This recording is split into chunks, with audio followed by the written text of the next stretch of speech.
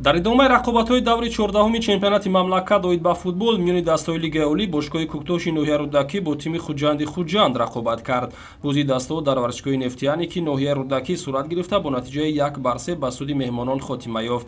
Ҳисобро Артём Сердук дар дақиқаи 21-уми бозӣ кушод. Пеш аз ба танаффус баромадан шогирдони Рустам Хоҷаев як голи дигар зада таносубро ду боло сохтанд. Ин голро Самандар Очилов марбути номи худ кард. Дар дақиқаҳои иловагии қисми якум Азамҷон Муродов аз ҳайати дастаи Куктош бо иллати қоидаситезӣ корти сурх гирифта аз майдон ронда шуд. Дар дақиқаи 58-уми рақобат Муҳаммад Саломзода ба як голи меҳмонон ҷавоб гардонд, аммо футболбозони дастаи Хуҷанд ба ин натиҷа қаноат накарда дар дақиқаҳои иловагии қисми дуюм бо ташаббуси Дилшод Бозоров як голи дигар зада ҳисобро 3-1 намуданд. Ҳамин тариқ бошгоҳи Хуҷанд пирӯзии навбатиашро ба даст оварда садранишини ҷадвал боқӣ монд.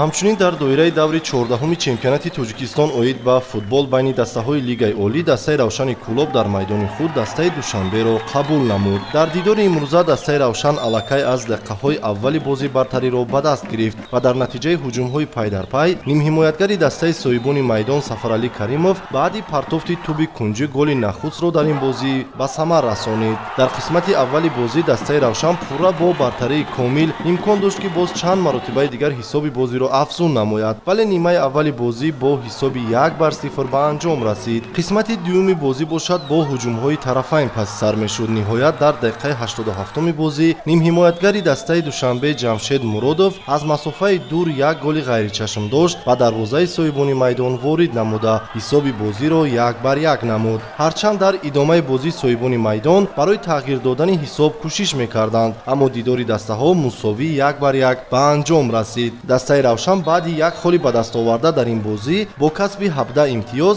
аз зинаи шашуми чемпионат ба зинаи панҷум баромад.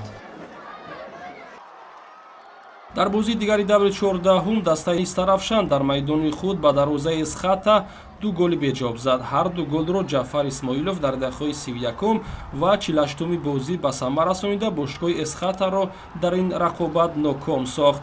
ҳамчунин дар бозии дигари даври 14-уми Лигаи Олӣ Истиқлол ба дарвозаи Файзканд 4 голи беҷоб зад.